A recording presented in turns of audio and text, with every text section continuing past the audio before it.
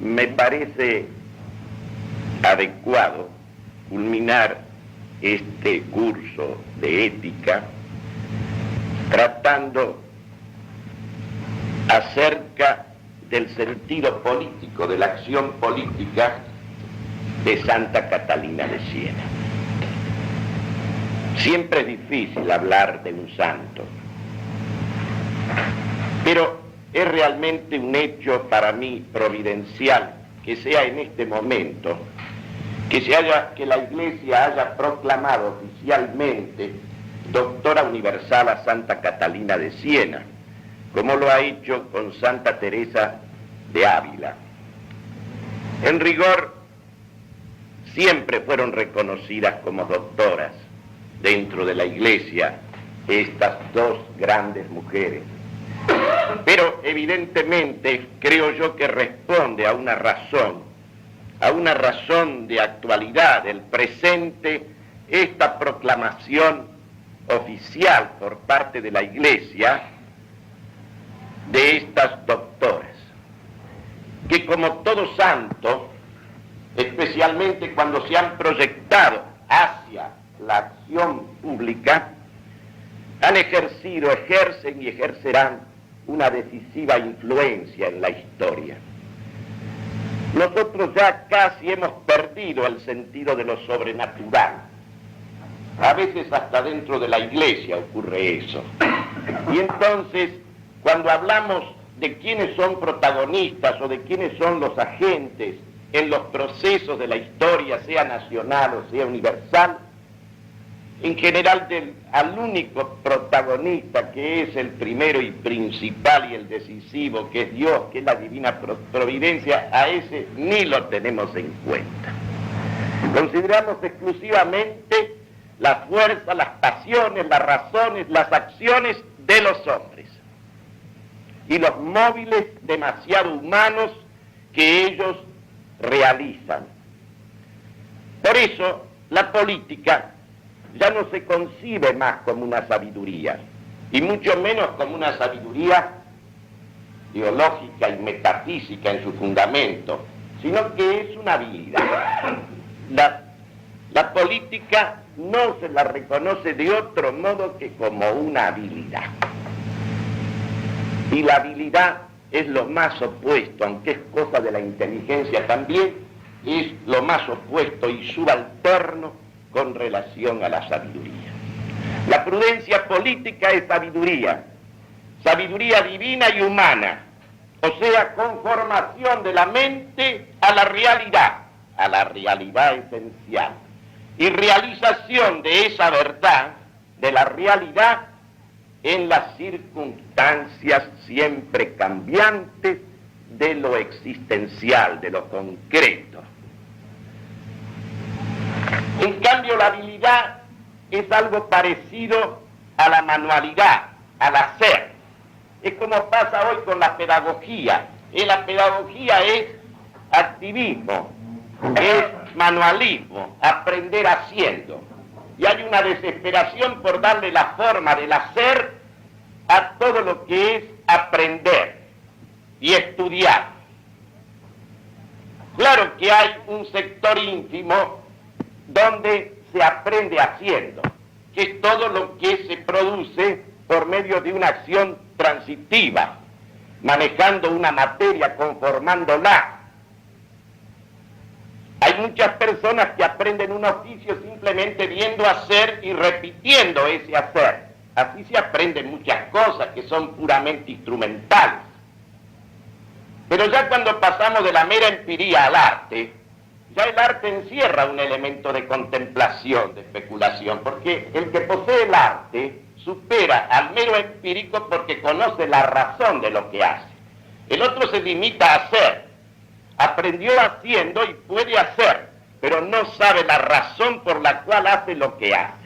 Ya saber esta razón es un momento especulativo. Y la política trasciende todo lo que sea el plano de una habilidad, de una empiría. Hay muchas formas de pretender que la acción tiene prioridad sobre la contemplación. Pero lo más activo que hay es la contemplación.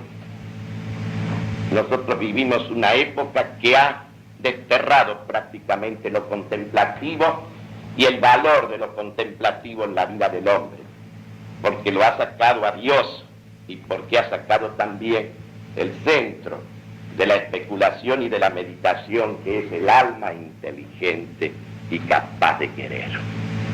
Vivimos en un mundo construido sobre la base de la negación de estas dos cosas, de Dios, sobre todo del Dios vivo, que es nuestro Señor Jesucristo, y del alma hecha a su imagen y semejanza. Y la política es cosa que se hace desde el alma, que se hace desde la inteligencia. Por eso es una prudencia. Platón ya lo decía. En el fondo, la ciudad se estructura de acuerdo a la estructura ética del alma, porque la ciudad no es más que una proyección objetiva de lo que se da en el alma, de lo que se ha construido en el alma, del orden o del desorden que el hombre ha construido en sí mismo. Santa Catalina de Siena es uno de esos casos patentes de que un santo es un hombre que vive o una mujer que viven de la vida de Dios.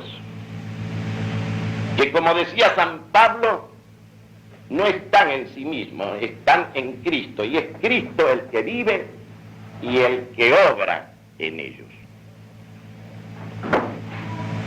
Porque siempre se da, o casi siempre, un caso como este.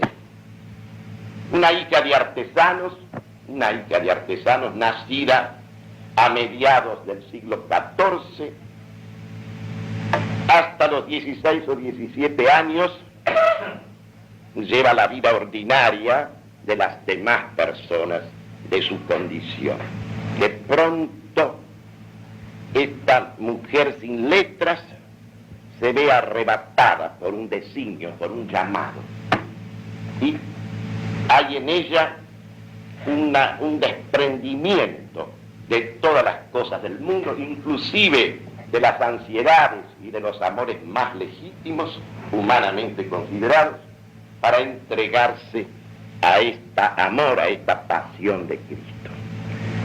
Y hay una necesidad de retiro. En ella ha habido siempre una grande, profunda estimación por los contemplativos, por los solitarios, por los ermitaños, lo mismo que Teresa de Jesús.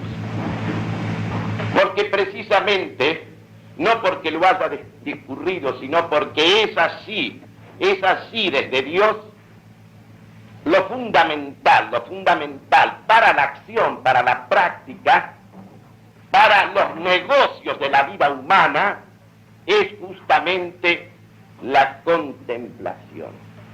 Y esta contemplación ya de Dios, hecha en la intimidad del alma, en la meditación y en la oración, este es un conocimiento cuyo alcance práctico excede cualquier habilidad humana, cualquier técnica humana. Y es justamente en ese recogimiento. ¿Cómo accede la inteligencia al conocimiento de sí mismo y al conocimiento de las cosas, y a través de ellas al conocimiento de Dios? Por la humildad. Como decía Santa Teresa, solamente el humilde está en la verdad.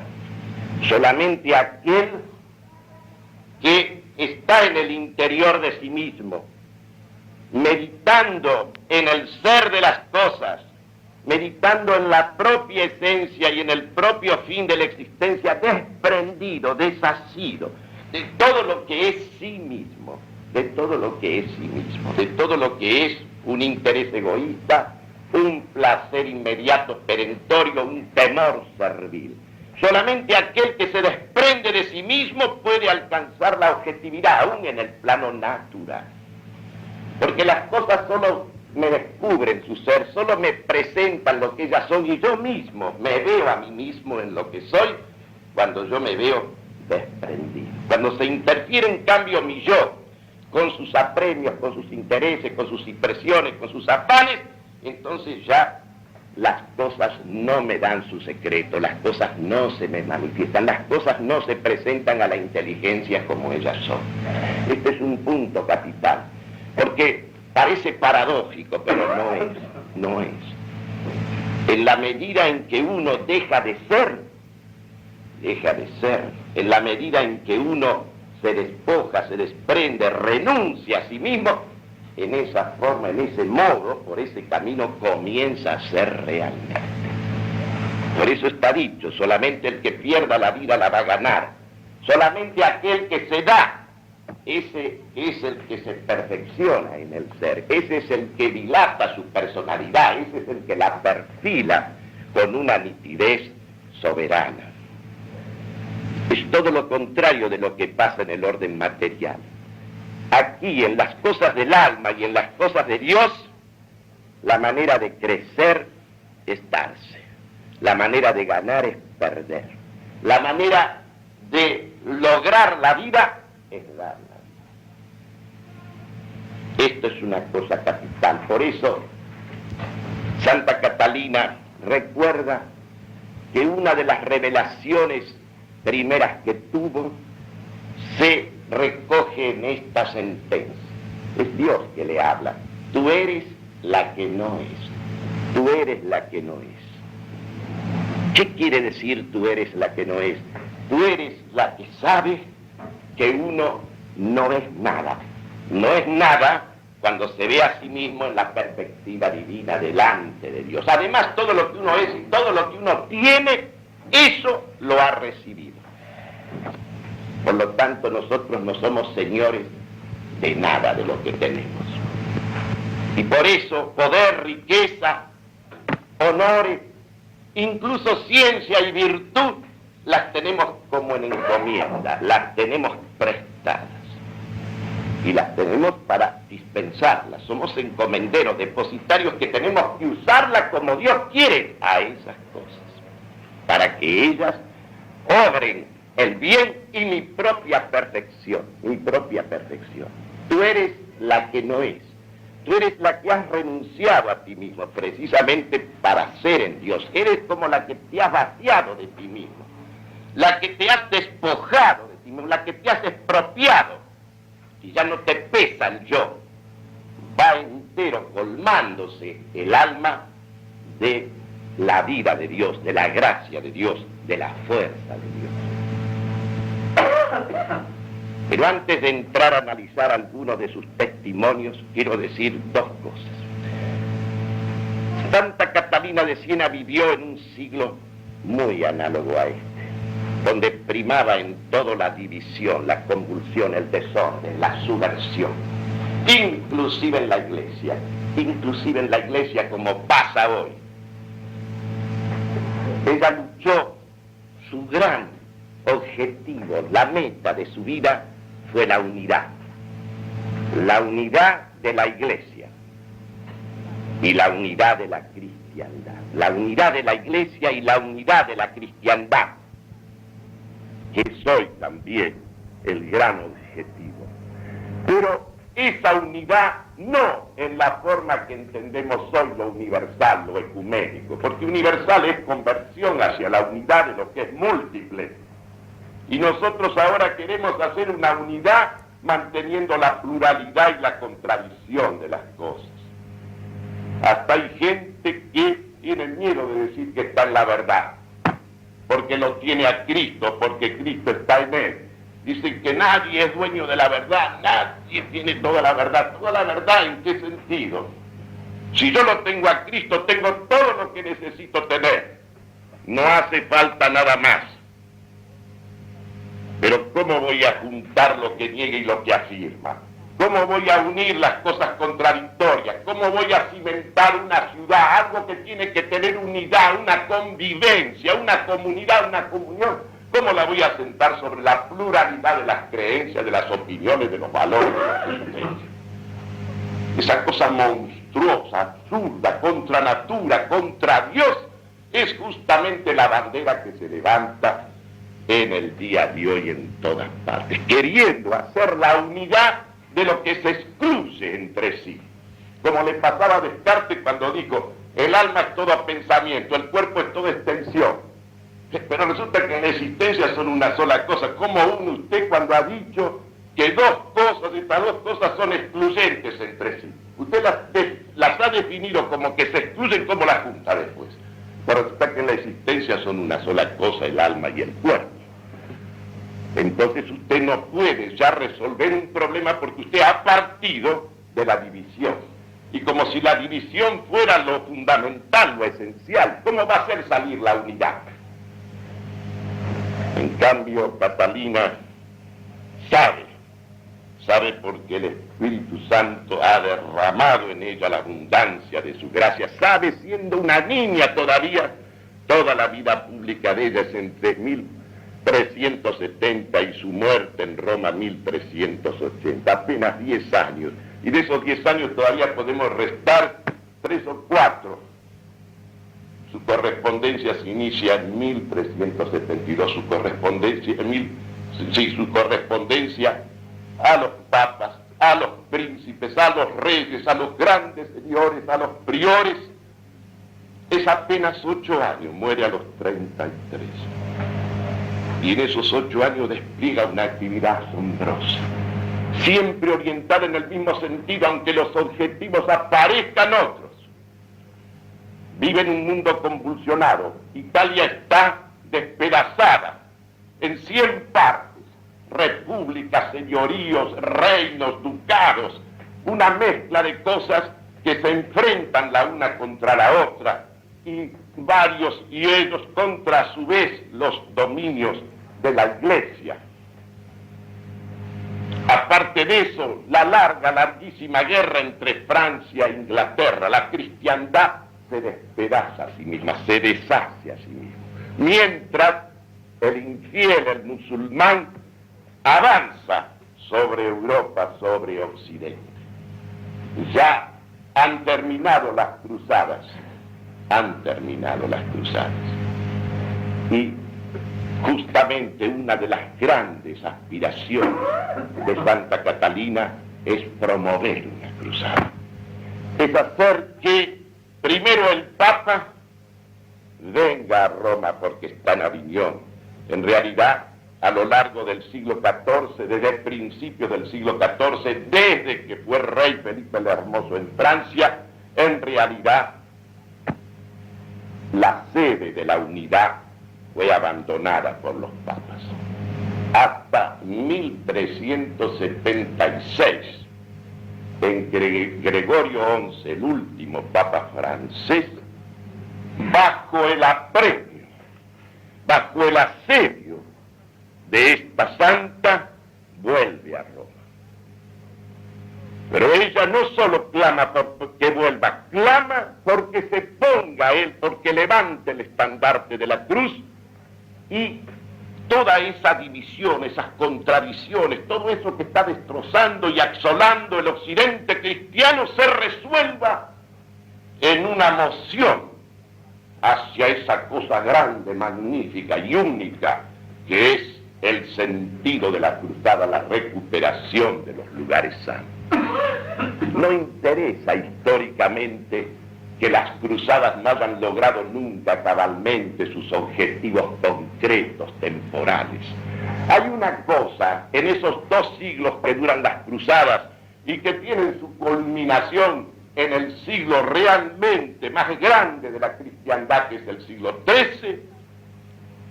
Hay algo que se logra precisamente a través de las cruzadas.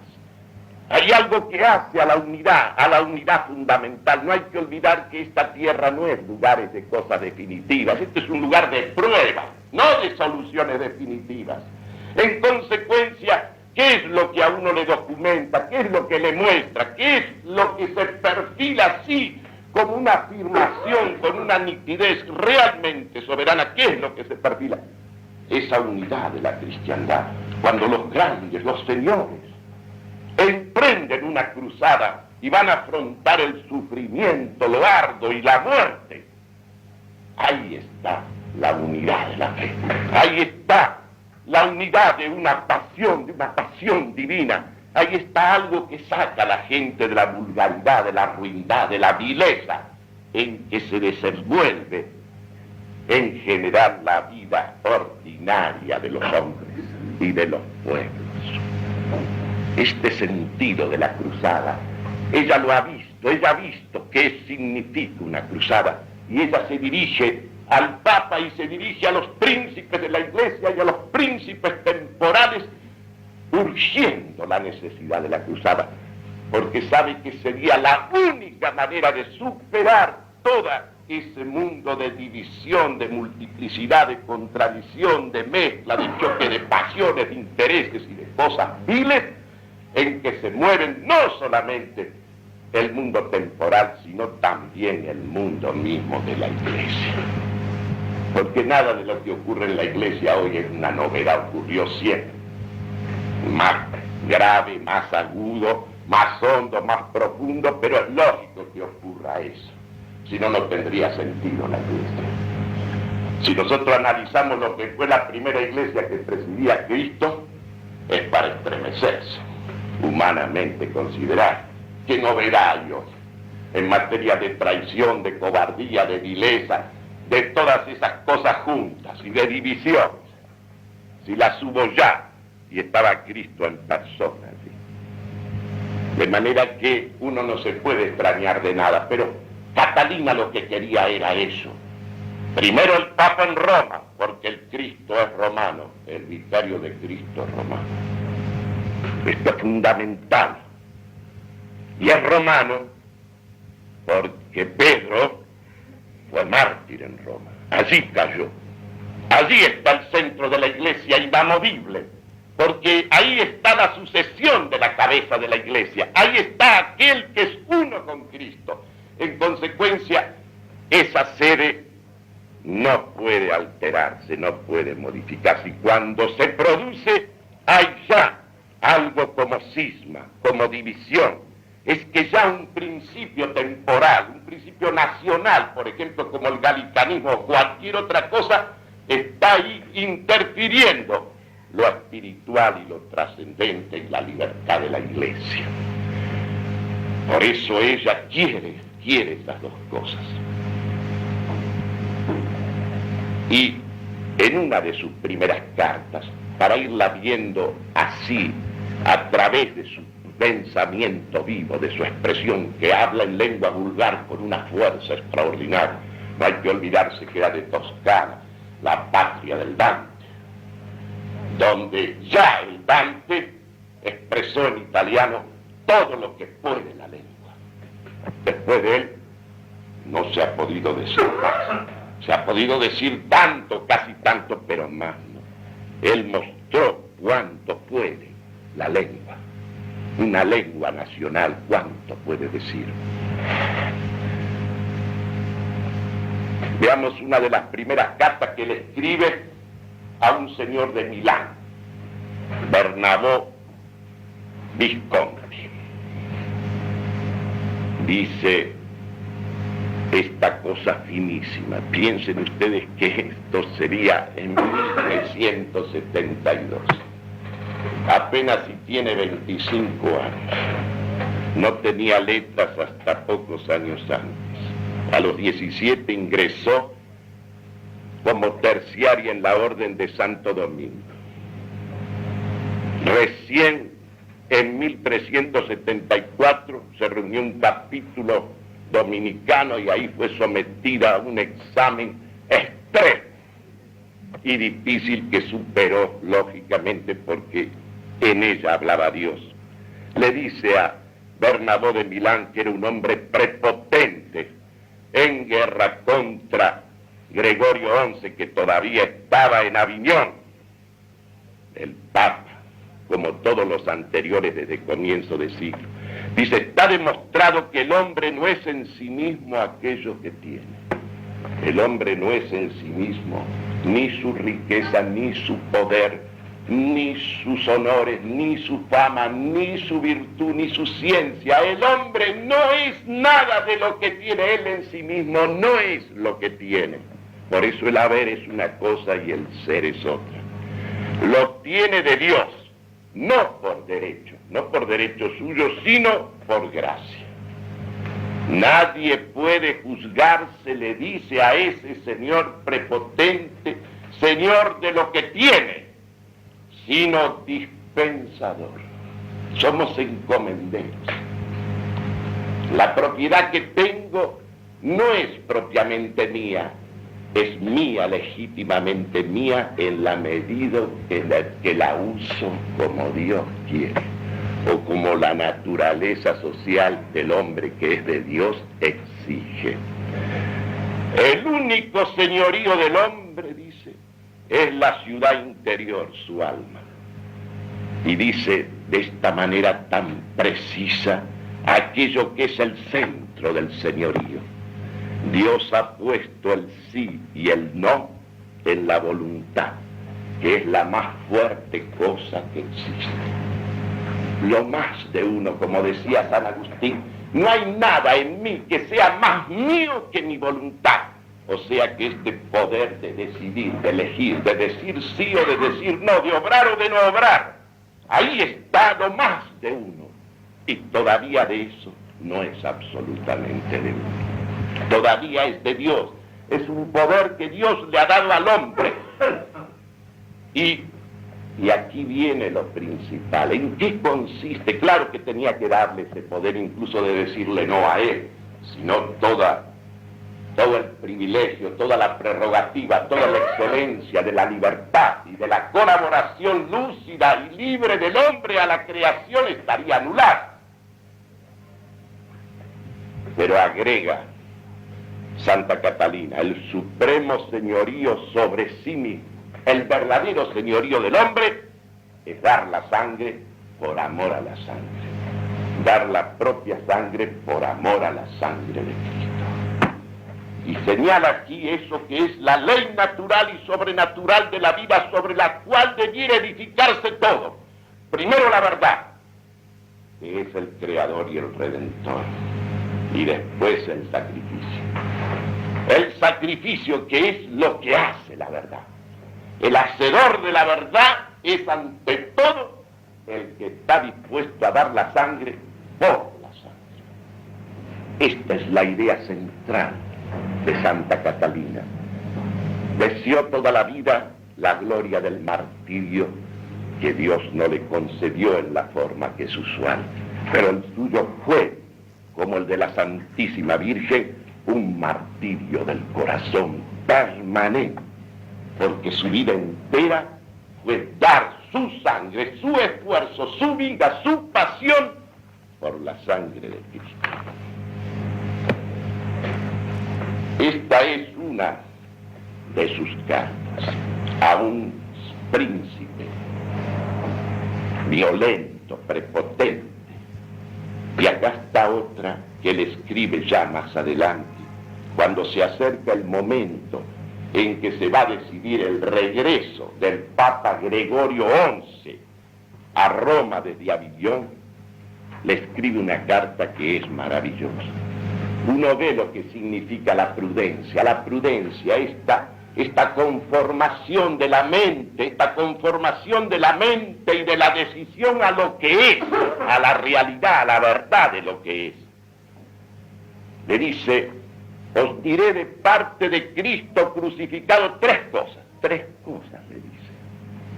Y se los dice no con altanería, pero con decisión. Se lo dice con esa soltura, con esa firmeza que solamente puede tener aquel en quien Dios habla, estando en el centro mismo esa criatura de su humildad. Primero, arrancad a los malos prelados, pastores y rectores de la iglesia que la pudren. No son convertidores, sino devoradores de almas. La iglesia estaba asolada, como está hoy. Otras formas de devorar las almas me parece peor todavía que la corrupción moral, la corrupción de la mente, porque esa arrastra a todas las demás. Segundo, venid a Roma. Lo llama, lo reclama, y el Papa vuelve a Roma. Responded a Dios que os llama sedme hombre viril y no temeroso. Responded a Dios que os llama, que vengáis a poseer el lugar del glorioso pastor santo Pedro, de cuya vicaría os viene la dueña. La sede de Roma es la sangre de Pedro. Es la sangre de Pedro vertida por la sangre de Cristo. Ahí está la sede. Ahí debe estar y estará siempre. ¿Por qué no dar la vida 1000 veces si es necesario por el honor de Dios? Por el honor de Dios y por la salvación de las almas. Así hizo Él, le dice. Así hizo Cristo, le dice al Papa. Y vos, su vicario, debéis hacer su oficio. El oficio de Cristo, ese es el tuyo. Lo que Él hizo tienes que hacerlo tú. Cristo se pierde a sí mismo en cuanto hombre por amor a los hombres. Esto quiero que hagáis, Padre. Perdeos a vos mismos de todo amor propio. El amor propio. Este amor desordenado a sí mismo. Este amor que, digamos así, mutila. Este amor que reduce, que encierra, que clausura al hombre en sí mismo y le impide los grandes amores que es darse y darse por Cristo. En la sangre perderéis todo temor. Cuando estéis en la disposición del sacrificio, de la entrega total, ya no hay más temor servil. Lo único que queda es el santo temor de Dios. Venid lo más pronto que podáis, pero no con fuerza de gente, sino con la cruz en la mano. Y le dice tercero, y aquí viene el otro punto, siempre levantad el estandarte de la Santísima Cruz, es decir, proclamad la cruzada. Proclamad la cruzada, porque este es el modo concreto de unir a la cristiandad. No se pudo realizar a pesar de todo lo que hizo ella e hicieron otros. Pero esta idea era la idea prudente, la idea real, la idea verdadera. Luego va a tener una ejecución, no en Italia, sino en España. Porque España descubridora y conquistadora es la España de una cruzada y de una misión ecuménica en el mundo. Esta grande, maravillosa cruzada. Precisamente porque lo mismo en España que en Francia, en el nacimiento de estas grandes naciones, hubo siempre una constelación de santos.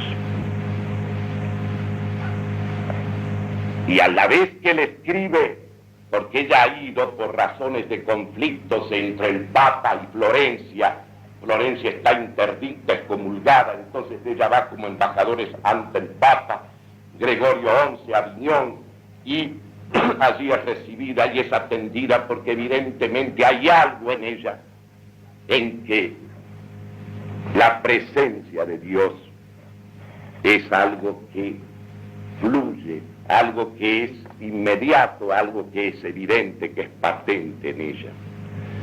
Le escribe, resulta que allí en Aviñón se encuentra con el duque de Anjou, Luis, el hermano de Carlos V, el sabio, rey de Francia.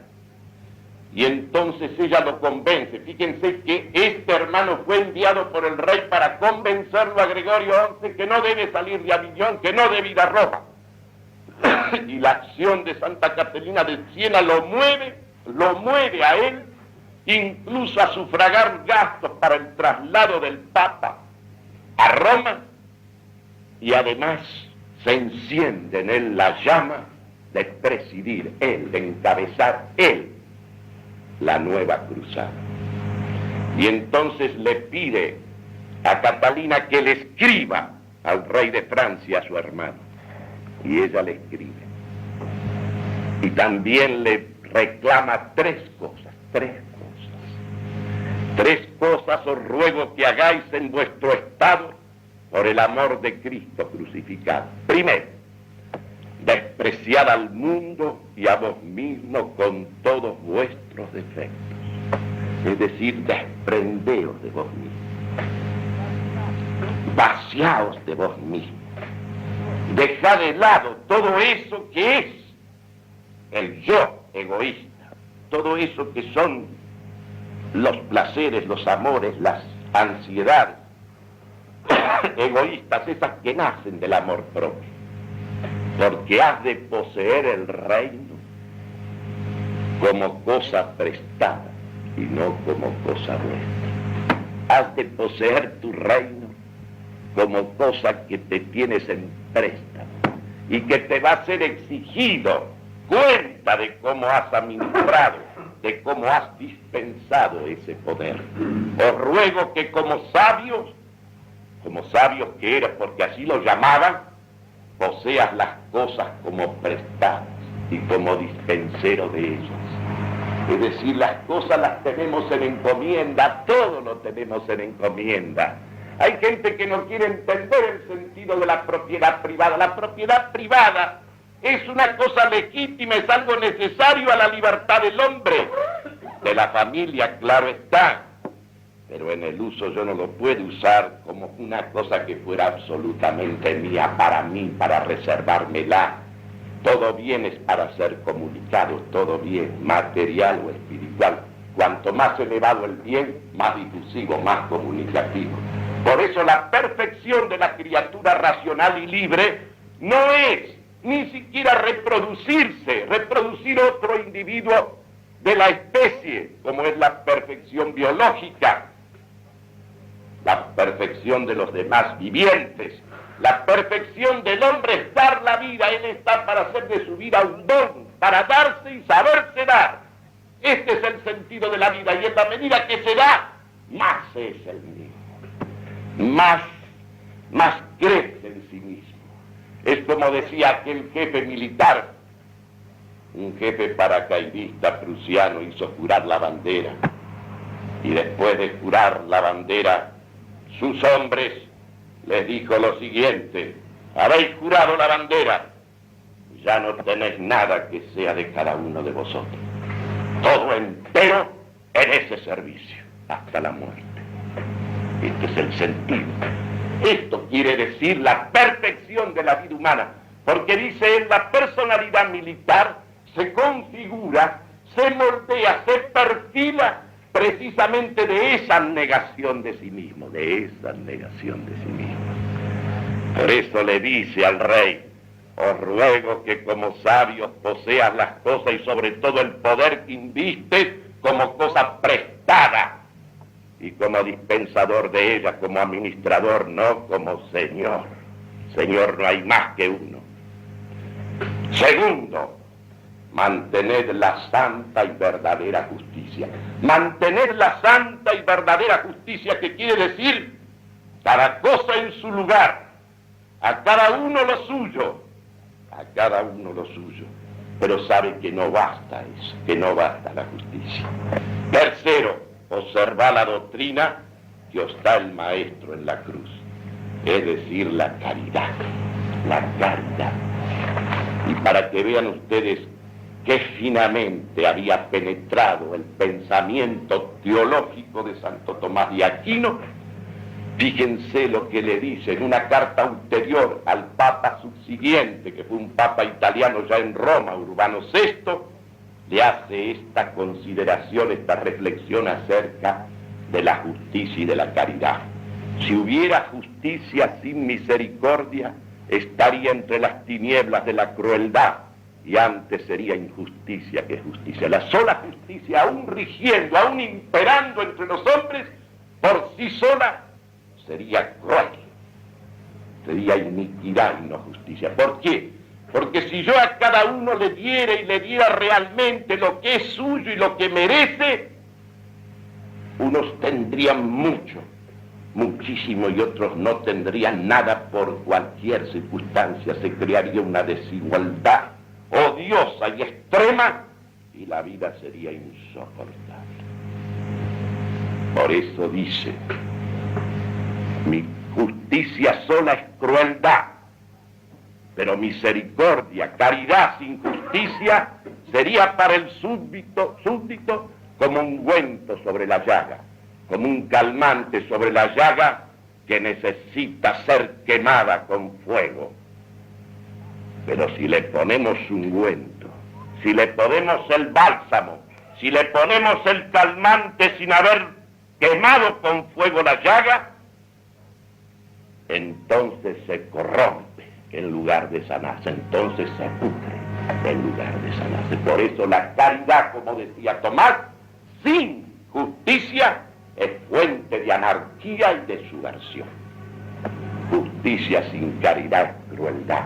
Conjugar ambas cosas, le dice al príncipe, le dice al que tiene la autoridad, le dice al dispensador del poder espiritual, como se lo ha dicho al poder, al dispensador del poder temporal, le ha dicho, así como Dios es justo y caritativo a la vez, así tiene que ser el hombre que en Cristo administra la autoridad, el poder, que es la cosa más seria que hay en el mundo. Unidas, dice Catalina, una y otra justicia y misericordia dan vida al prelado, en el cual resplandece, y le dan salud al que obedece, al súbdito.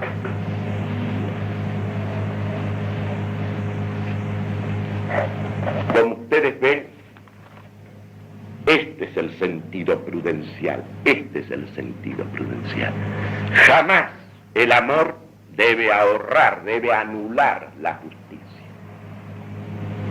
Por eso esta tolerancia universal al error, al crimen, a todas las cosas horrendas de los hombres, eso sí estremece. Porque eso no es tolerancia ni comprensión, eso es desorden, anarquía, subversión y destrucción. La caridad con la justicia, porque la caridad es lo único que puede allanar las enormes diferencias. Cuando el fuerte toma gratuitamente la carga del débil, cuando aquel que es señor irradia sobre aquel que es mínimo, irradia la ejemplaridad de su señorío y lo levanta hasta hacerlo partícipe del señorío a ese que es mínimo. Porque no hay otro modo, no hay otro modo. Es como hizo Dios. Envió a su Hijo hecho hombre, se hizo hombre para asumir las cargas de los hombres, para cargar en la culpa y satisfacer la justicia de Dios en la cruz ofreciendo su propia sangre. Eso es el amor. El amor no anula, no esquiva la justicia, no la soslaya, la cumple. La cumple ofreciéndose, la cumple derramando su sangre, la cumple con su esfuerzo, con su sacrificio. Este es el sentido. Este es el sentido de lo heroico. Y este es el sentido del martirio, el héroe y el mártir. ¿Qué cosas más? Una es natural, la otra es sobrenatural, pero la sobrenatural no modifica la naturaleza, la confirma, la exalta, la eleva, porque nada de Cristo ha cambiado la naturaleza que es suya y obra suya. Todo lo de Cristo es para confirmar la naturaleza. Por eso cuando se refiere en otro pasaje o en otra carta, se refiere Santa Catalina a cómo el Espíritu Santo se recibe en el alma, dice. ¿De qué manera, pregunta, se recibe el Espíritu Santo? ¿Cómo tiene que estar uno para que el Espíritu Santo prodigue su gracia en uno? Permaneciendo en la morada del conocimiento de nosotros mismos, en cuyo conocimiento el alma siempre está en la humildad, porque para conocer tiene que estar desprendida. Las cosas no te dicen su secreto si tú no apartas tu yo de ellas, para que ellas puedan hablar de su propio lenguaje. Es menester que uno esté enfrentándolas como si no existiera nada de uno, ningún apetito, ninguna ansiedad, ninguna impresión, ninguna pasión, como si fuera una mirada inmóvil, para que las demoraba sobre las cosas, para que ellas digan lo que ellas son. Por eso el que está en la humildad no se desordena en la alegría ni se impacienta en la tristeza. Serena y paciente se muestra en el conocimiento. El intelecto nuestro debe velar y orar para conocer la verdad de la dulce voluntad de Dios, y despertar del sueño del amor propio. No cesa de orar quien no deja de obrar bien. Y enseguida la otra pregunta, lo que sigue, ¿y qué es la verdad que conocemos en esa morada interior, en esa meditación y en esa oración? Conocemos la verdad eterna, por la cual fuimos amados antes de que existiésemos. ¿Dónde la conocemos? La conocemos en el conocimiento de nosotros mismos, porque nosotros, nuestra alma ha sido creada a imagen y semejanza de Dios. Es un reflejo de la Santísima Trinidad. ¿Dónde lo vas a encontrar a Dios más presente sino en el alma, que es un reflejo de Él, donde hay una luz de Él en el alma?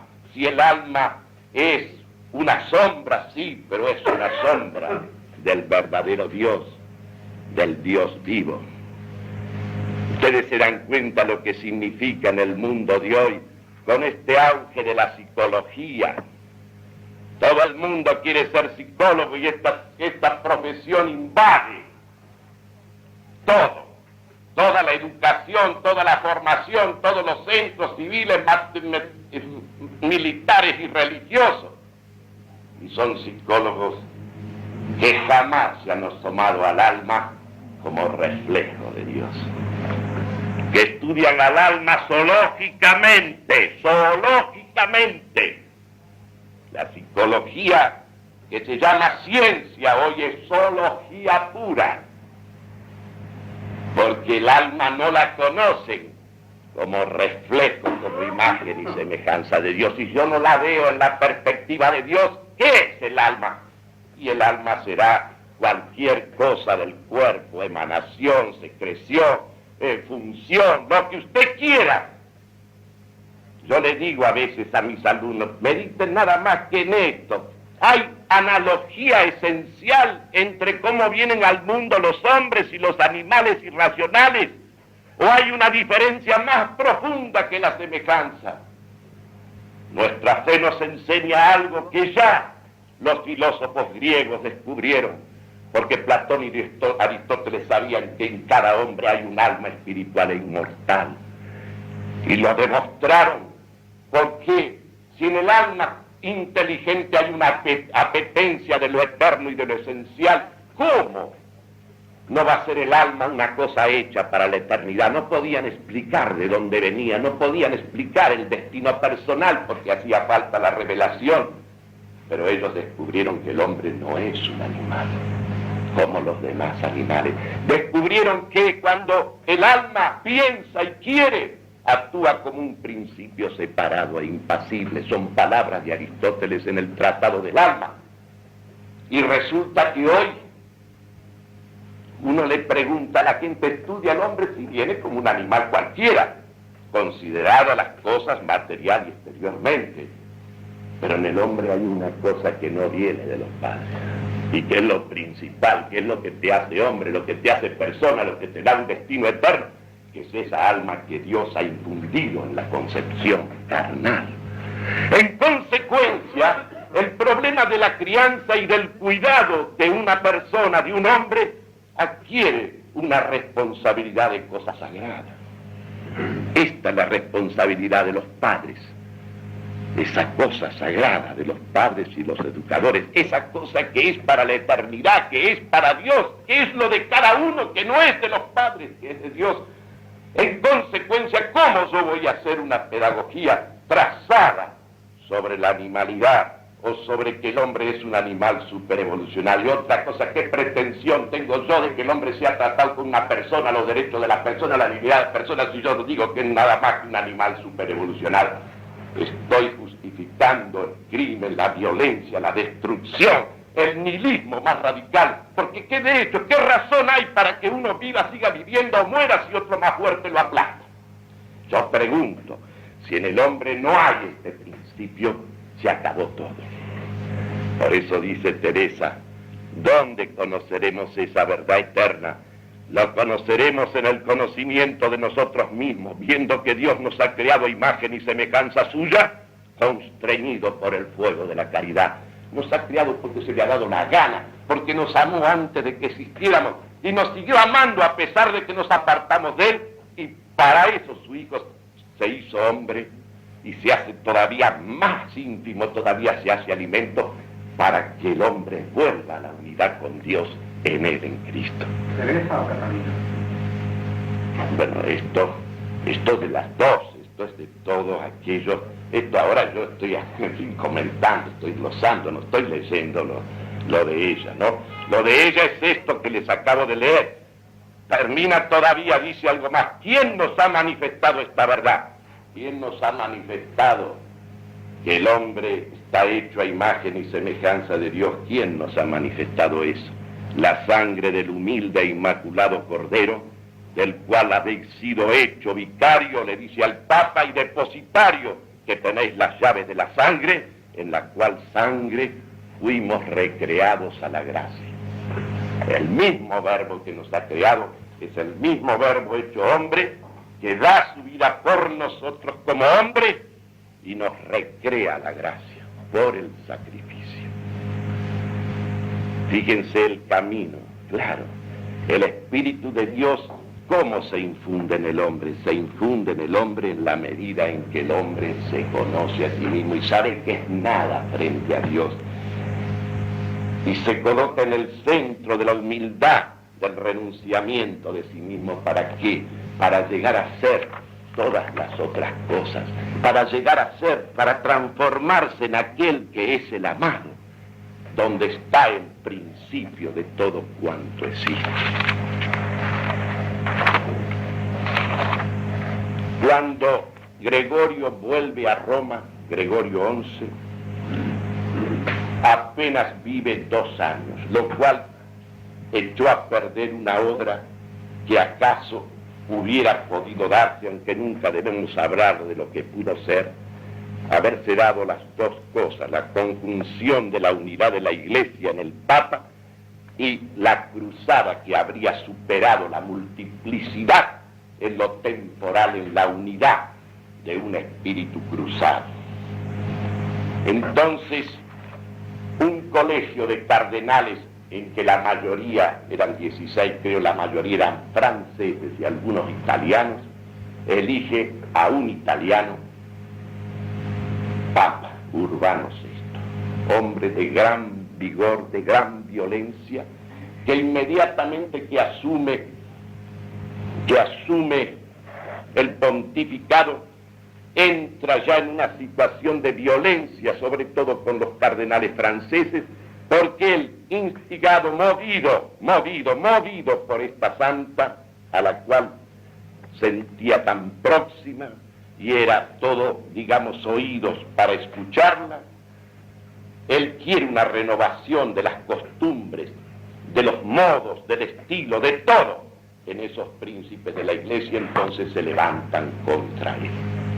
Se levantan contra él y se renueva algo que aquí se ha pretendido también en nuestro tiempo. Muchos han pretendido que un concilio es más que el Papa. A pesar de eso, el Concilio Vaticano II subraya esa primacía indiscutible de Pedro. Se reúnen estos cardenales, arrastran a 3 cardenales, estos cardenales franceses arrastran a 3 italianos sugiriéndole a cada uno: tú serás papa, y eligen un nuevo papa, Clemente VI, que se instala en Aviñón. Y entonces, a partir, digamos así, de 1378, tenemos la Iglesia dividida, el cisma del Occidente, que va a durar unos cuantos años, hasta que a comienzos del siglo XV se va a resolver en el Concilio de Constanza primero y después en el de Florencia, se va a resolver el problema y el triunfo de la unidad de la Iglesia. Pero es interesante 2 cosas todavía de esta santa, dirigiéndose a Urbano. Claro, ella apenas se produce este cisma, como era lógico, como era de esperar, como tenía que ser, se coloca enteramente del lado del verdadero Papa de Urbano VI. Y entonces deja ahora el clamor por la cruzada para enfrentar este problema más urgente y más grave, que es el problema de la unidad de la Iglesia. Y va a Roma, vive en Roma, muere en Roma en 1380, un 29 de abril. Muere en Roma esta santa, habiendo consagrado su último tiempo de lucha a la defensa del verdadero Papa, a la defensa de la unidad de la Iglesia en su vicario de Cristo. Y 3 meses antes de morir le envía esta carta a Urbano VI. Sedme todo viril, con un santo temor de Dios. Sedme todo ejemplar, en las palabras, en las costumbres y en todas vuestras acciones. Que todas se muestren claras ante Dios y los hombres como luz puesta sobre el candelabro de la Iglesia. ¿Y qué hace ella? ¿Qué quiere ella? ¿De quién quiere rodear y rodea a Urbano VI? De contemplativos, de ermitaños. Porque los hombres de más sentido práctico, de más proyección en la praxis y en la acción, hablo de las acciones humanas, de las acciones morales de los hombres, son los desprendidos, son los que se han alejado del mundo y aún de sí mismos para ver las cosas en su verdadero orden, en su verdadero ser. Porque la prudencia nace de la conformidad de la mente con la realidad esencial y con el orden esencial de las cosas.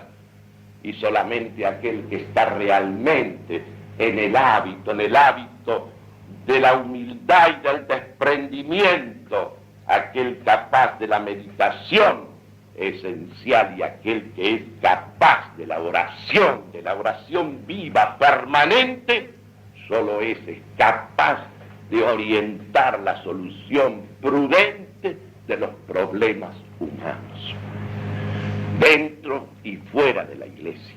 Por eso ella quiere eso. Y a los 3 cardenales italianos que han traicionado la Iglesia de Cristo, le escribe esta carta. En la obediencia están aquellos que tienen la luz, que con luz conocen la verdad y conociéndola la aman. Lo que no se ve no se puede conocer y lo que no se conoce no se puede amar.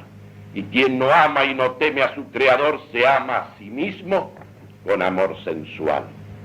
Y se vuelve incompatible consigo mismo por este amor desordenado, incompatible consigo mismo, porque se ama desordenadamente y así ama las cosas del mundo.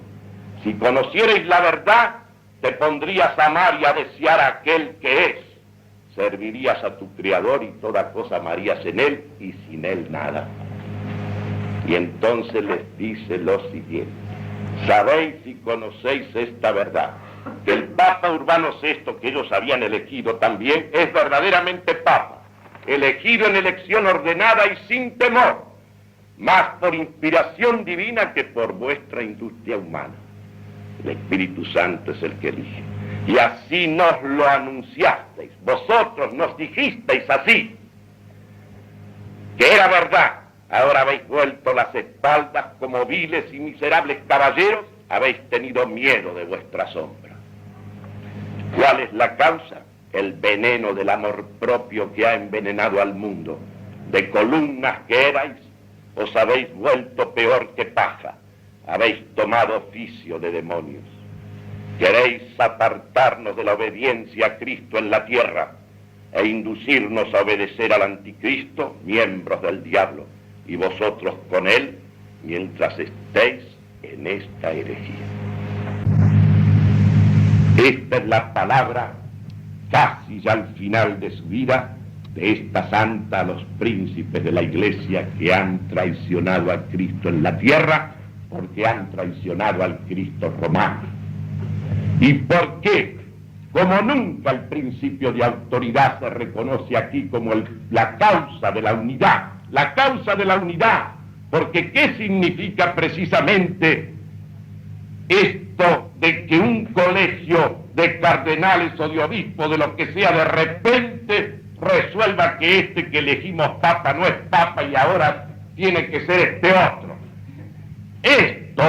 Esto quiebra la unidad. Esto es traicionar a Cristo. Esto es negar a Cristo. Porque Cristo es romano. Y ser romano no lo limita, no lo circunscribe, no lo ciñe a un límite espacial y temporal. Es su universalidad. ¿Y dónde está el fundamento de esa romanidad de Cristo? En el martirio de Pedro, que es un martirio como el de Cristo, que es la sangre que se da por la sangre de Cristo, y por eso él era cabeza de la iglesia. Ahí está la cabeza y el centro de la iglesia, que se irradia al mundo entero y todo confluye hacia ese centro, porque ahí está el principio. Claro está, yo apenas he dicho algo, casi nada. Lo mejor es que en buena parte lo que he dicho es palabra de ella. La glosa mía es apenas para enlazar los temas, para articularlos dentro de una cierta unidad. Esta santa, por lo mismo que es santa de la orden dominicana, por lo mismo que es santa de la orden que surgió para combatir la herejía, de la orden de la inteligencia sobre todo, ella que era sin letras, pero el Espíritu de Dios estaba en ella, pudo captar y penetrar con esa profundidad que no es humana las cosas más profundas del doctor angélico. Esa palabra que dice la realidad de las cosas y lo dice a Dios en esa realidad que es un reflejo de Él. Y esta santa luchó por la unidad de la cristiandad y por la unidad de la iglesia. Dos cosas que son una sola. No hay otra manera que esta, no hay otra prudencia que esta. La unidad está en Cristo, que es la verdad, y en su iglesia, que es la iglesia romana de Cristo, y fuera de ella está la separación, y dentro de ella cuando surge la herejía o el cisma, como se ha producido en la época de esta Santa Catalina de Siena. Es además un testimonio de esa perenne actualidad, de esa perenne presencia de lo divino en lo humano, en lo histórico, de lo eterno en lo temporal, esta incidencia de Cristo en la historia. Él es el centro. Todo viene de Él, todo va hacia Él. Yo me pregunto a veces, la gente siempre está esperando algo nuevo. Después de Cristo no hay más nada nuevo. Todo lo que ocurra ya ha ocurrido. Todo lo que puede ocurrir en la historia ocurrió ya. En Cristo se consumó la resurrección y la ascensión a Dios. En la Santísima Virgen se cumplió la promesa. Todo lo que podemos esperar, lo que debemos esperar, lo único que no será nunca nuevo, sino que es cosa vieja, como decía Aristóteles, todo es viejo, todo es viejo. Ya se consumó la historia, ya la humanidad más plena y total ha existido, no puede venir otra humanidad mejor que la que ya existió en Cristo y en la criatura más cumplida que pueda existir, que es la Santísima Virgen. ¿De qué perfeccionamiento humano, de qué progreso humano, de qué elevación humana podrá superar este nivel, que es la plenitud del hombre unido a Dios en Cristo? Ahí está la humanidad perfecta, la humanidad acabada. Toda humanidad del presente o del porvenir se medirá desde ese patrón, desde esa norma, desde ese dechado, desde ese ejemplo, desde esa plenitud, desde esa perfección. No puede haber otra. Si nosotros encaráramos las cosas de la vida personal, de la vida de la patria, de la vida del mundo, las encaráramos en esta perspectiva, de que todo está consumado en lo esencial y fundamental, y que la esperanza nuestra está ya cumplida, es la promesa que está cumplida. Y la oración que es, sino el clamor, la exteriorización de la esperanza, entonces no tendríamos al menos problemas de angustia y de ansiedad. Aceptaríamos lo que Dios quiera depararnos en el espíritu de la fe, en la esperanza de Él, esta cosa maravillosa que es la esperanza que se nutre de la fe y del amor de Dios, porque Cristo es todo, como decía Agustín, camino por donde se va, verdad donde se llega, vida donde se permanece, vida donde se permanece. Todas las paradojas se resuelven allí. Aprender esto, de que no hay otro modo de ganar la vida que perderla, no hay otro modo de hacerse realmente, de ser realmente que darse. No hay otra perfección que la donación, que el acto de amar, y no se puede amar sino en la verdad. La verdad que adoramos es la verdad misma crucificada por amor a los hombres. Y esto es Catalina de Siena, la verdad misma crucificada por amor a los hombres. No es que la criatura se haga Dios en la vida de Dios, pero participa de la vida de Dios, participa de la vida de Dios. No es Dios, pero está Dios en ella. Y en ella esplende la luz y la fuerza y el amor de Dios. La vida la tenemos para eso, para darla. Lo mejor que podemos hacer, lo más conveniente, el negocio más cumplido es ese. Es esta vida de esta mujer. Piensen ustedes, apenas 8 años, algo más de vida pública. Digamos de los 23 a los 33. Y en estos pocos años, cuántas cosas enfrentó. A cuántos que la conocieron sintieron la presencia en ella de la fuerza, de la verdad de Dios.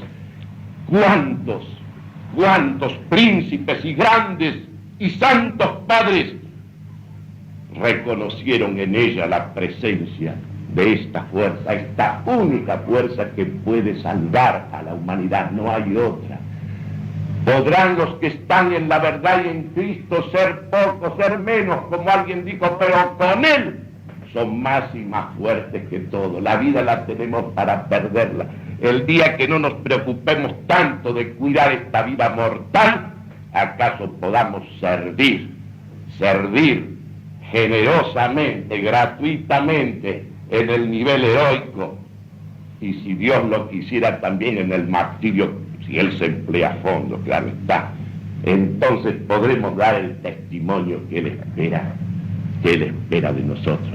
No se olviden, nada se ha hecho en este mundo sin el sacrificio de la sangre, pero no de la sangre que se derrama de los demás, sino la sangre que empieza por ser la de uno, la que se ofrece por amor a la sangre.